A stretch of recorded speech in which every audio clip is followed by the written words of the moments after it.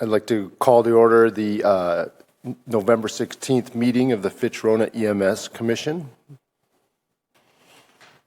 and start with roll call. So I can assist with that. Michelle's not here tonight, so Wheeler. Here.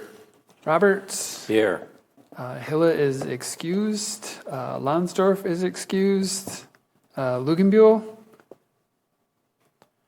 She just arrived. I see you there. Perfect. Cronin. Present. President Johnson. Here. And Kaiser McHenry, he was going to try to be here. If he was going to be here, he was going to be late. So we do have a quorum. Public comment. I did not get any public comments for tonight. And I'm not quite dialed in yet. The next agenda item? It'll be the September 21st minutes. Oh, yes. Those were emailed out with the packet for the meeting. Assuming everybody had a chance to review those minutes, were there any questions, anything for discussion? If not, is there a motion to approve? I'll make a motion to approve the minutes. Is there a second? I'll second. All in favor signify by saying aye. Aye. Aye. Aye. All opposed signify by saying nay. The motion passes. And then it would be the October 19th minutes. So next up is the October 19th minutes. Same question. Assuming everybody had a chance to review those minutes, is there any questions, anything anybody wants to discuss about the October 19 minutes? Seeing none, is there a motion to approve? I move approve. Is there a Second. Second, thank you. All in favor signify by saying aye. Aye. All opposed? All opposed signify by saying nay. The motion passes. And now on to the chief's report. Chief? Sure. So this was emailed out to you. I'll move it over so you can see it a little better. So just the highlights again, 21% increase from the month before. So sitting at an overall 17% increase for the year. Still kind of on that target as we have been all year long for about 5,000 calls for the year, which is pretty significant increase for the year. Other numbers that you will see there are kind of on par, as I have always been pointing out for the last few months, is we're up to 37 times this year where we required another agency to come into our district because all of our ambulances were out. So it's creeping up to almost where we were before we added that third station. All the rest of the data you'll see there. Other things we've been hitting for the last few months is that aging report. It's actually down a little bit from where it was. Still a significantly high number, but in at least weekly, if not multiple times a week, in contact with our new billing company. The goal date was still November 1st to get switched over, as we talked about last month.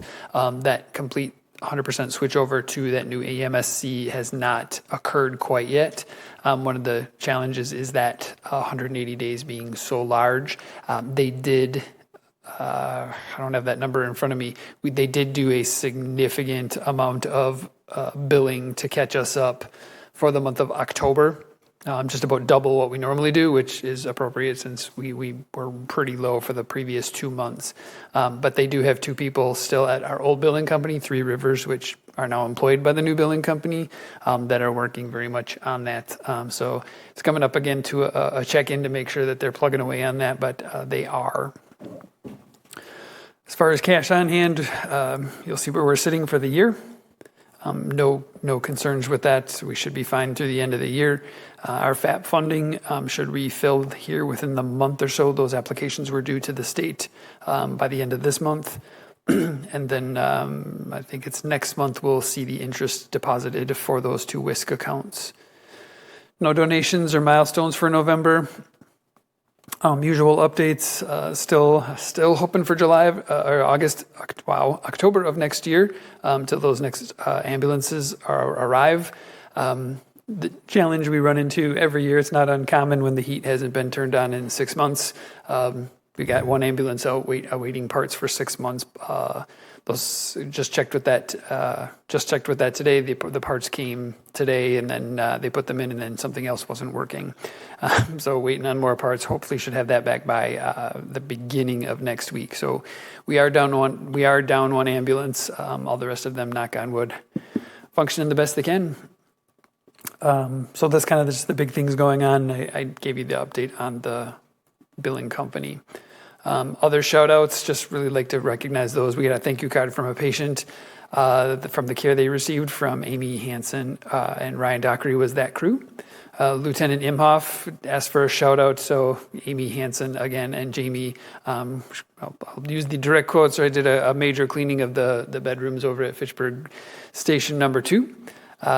Jeff has been very involved with local, and I'm drawing a blank in the name. He talked about it last month about the falls prevention. So he's actually been working with that group to go out to some area. I think this one was a church that we specifically got a thank you card for Jeff to go out to talk to him about fall prevention. And I know he's done a couple other presentations since then. So it's been a great project of his, but they did reach out and say thank you to coming. 2 of our LTEs, Lane Matheson and Austin Doberstein, got a thank you from, they did a first aid training for Fitch-Rona Cub Scout Pack 549 Dens 8 and 9. And that's like, I think that's like 7 to 9 year olds. Anybody can help me with that? So that is just, it's like herding cats. But they did a phenomenal job. I got a letter from them saying what a great job they did. So thank you to the 2 of them.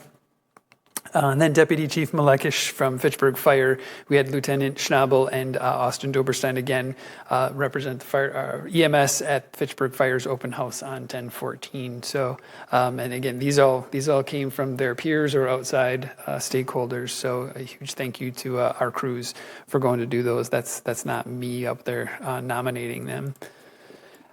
I'll pull up the finance report. Maybe.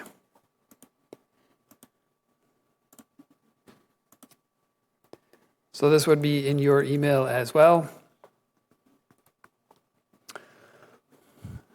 So as you see, we are 83% through the year through the end of October. We're still, we were way ahead in our anticipated run income for the year for the previous 6-8 months. Excuse me. So even just a little lull over the last 2 months, we're still actually sitting okay for our run income for the year, as well as the contracted events we continue to do out at the Alliant Energy Center and all the times we have been out to Epic. So that's actually helped out quite a bit as far as providing that extra income to fill some of that reserve back up. So, and thank you to our crews for picking that work up. Which is why you see that scheduled overtime, between the scheduled overtime and the unscheduled overtime doesn't always get pulled out of the right pot. But between the 2 of them, that's why you see that over so much. We only add 38,000 in I think it was the number in 38,500 in contracted events when really we're doing about 93,000 worth of contracted events. So that's why you see that overtime over 100%. That really covers that pass through from providing that overtime. Only other numbers that are really noting, right? We're only 80% through the year, and as anticipated, cost of fuel, oil, lube, and replacement and repair parts just continues to kind of skyrocket. Otherwise, at the end of the day, our expenditures are at 85.4%, at 83.3% through the year. So, but our run income is at 90%. So our run income is making up for the overage that we've spent so far. Again, some of those things are items that have been, right, though it's forecasted to be paid, have already paid, like our medical director fees, right? That's been paid for the year. The lease has been paid for the year. So those items won't go up anymore. So I guess between those 2 reports, if there's any questions. Are there any questions for the chief of the report? No.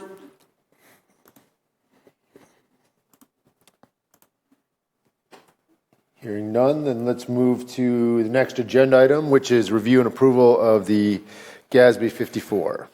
Sure. As I remind you every month that this is an accounting thing required by the state, just says there's a handful of funds out there that are assigned and that we can't spend. And those are the monies you see in the chief's report. Well, the first two of them that we get from the audit, we have roughly $66,931 in inventory that we couldn't liquidate. $57,000 in prepaid expenses on stuff we have already purchased.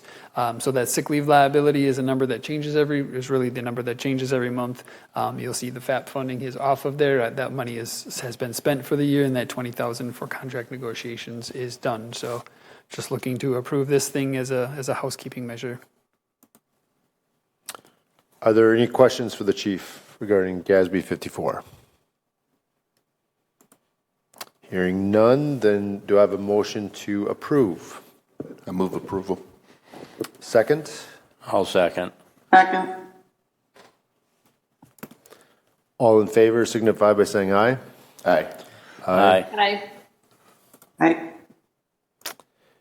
All opposed signify by saying nay. The motion passes. Moving to subcommittee reports. Personnel Committee did not meet this past month, so no report. Did Finance Committee meet? No. So moving on. Review and possible action on the 2024 ambulance rates.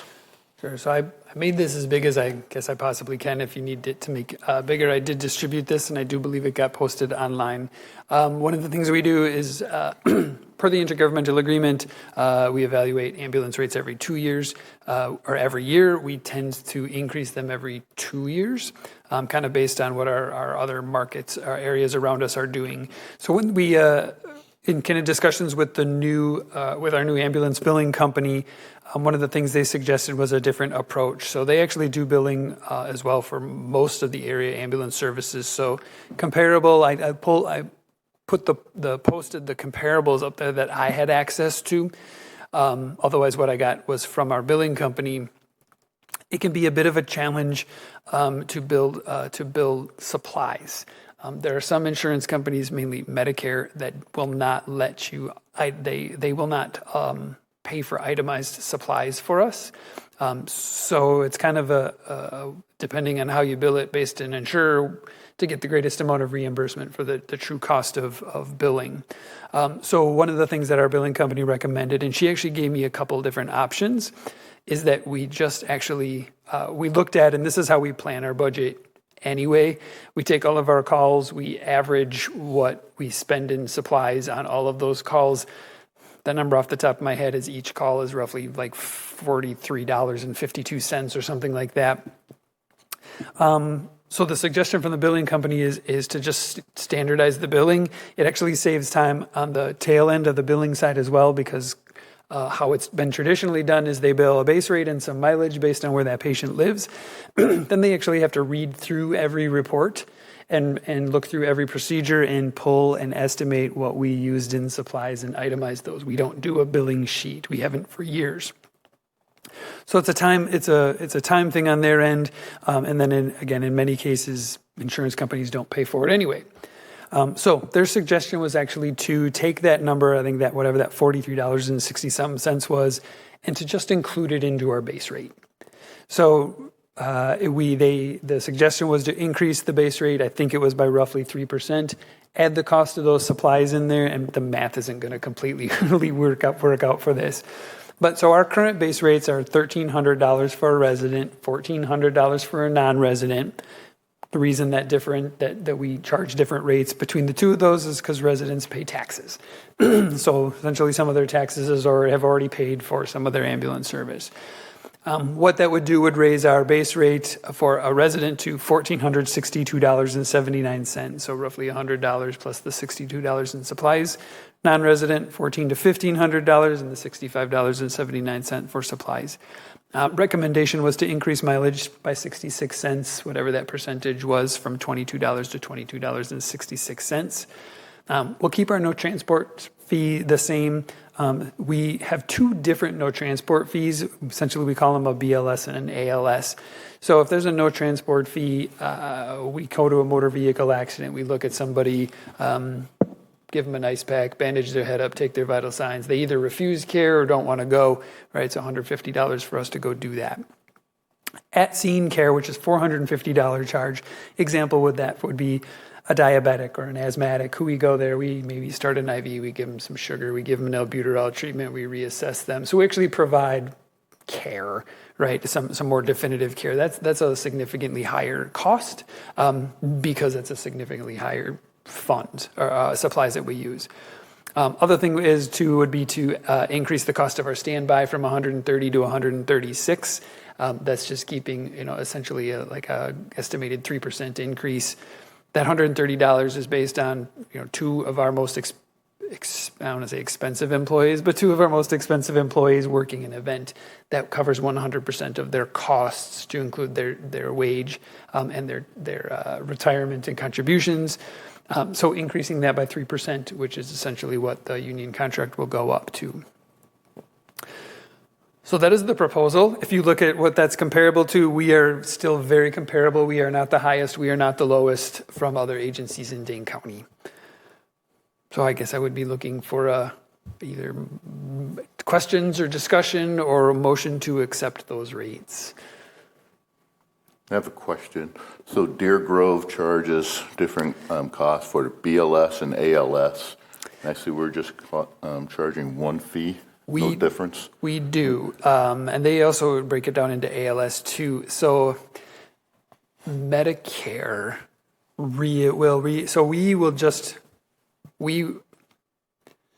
goes to coding.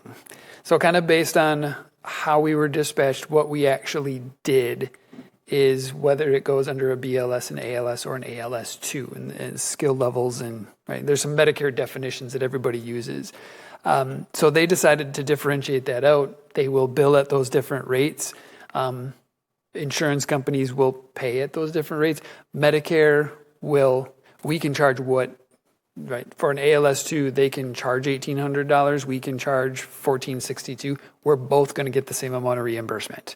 It is a flat rate based on BLS, ALS, or ALS2.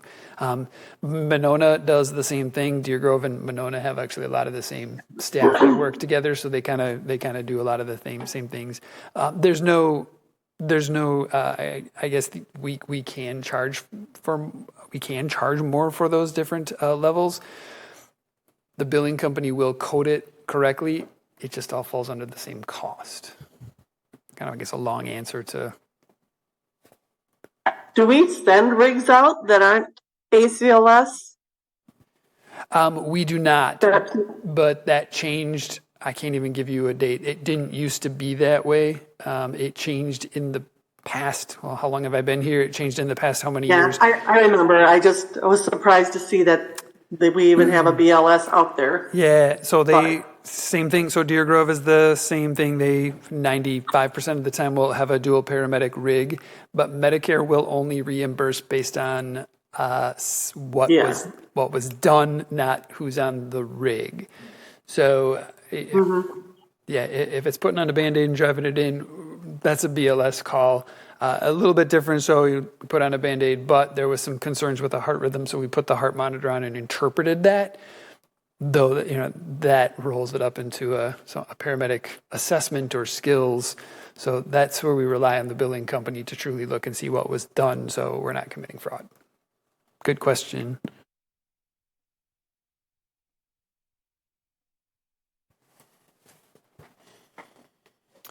Are there other questions for the chief? Hearing none, then we need a motion to approve and pass. And then what happens next after we approve? I pass this on to the billing company, and they build our new rates probably be effective the beginning of this month. Okay. Whenever we officially switch to that new company, would have been November, so probably December 1st. These new rates will go into effect December 1st. Okay, sounds good. All right, so I'll ask one more time. Any other questions for the chief? Is there a motion to approve the 2024 ambulance rates as proposed? I make a motion to approve the ambulance rate for 2023 or 2024. Is there a second? I'll second. Second. All in favor signify by saying aye. Aye. Aye. All opposed signify by saying nay. The motion passes. Next agenda item is review and approval of the accounts payable checks authorized by Chief Anderson. They're provided in the pre-meeting packet. Any questions for the chief? Anything the chief you want to call out? Anything out of the ordinary? No. To have a motion to approve. I make a motion to approve. Do I have a second? I'll second. All in favor signify by saying aye. Aye. Aye. Aye. All opposed signify by saying nay. The motion passes. Agenda item 11, other business is allowed by law. Does anybody have any other business to bring to the meeting? Anything we missed? I would just note that there's no December commission meeting unless something comes up between now and then. So thank you in Thanksgiving, thank you for your service to the district. Thanks. Any other business anybody wants to bring up? Hey, Brent. All right, seeing none, then is there a motion to adjourn the meeting? I move to adjourn. Is there a second? I'll second. I'll second. All in favor signify by saying aye. Aye. Aye. Aye. All opposed signify by saying nay. The meeting is adjourned at 7:24. 2020.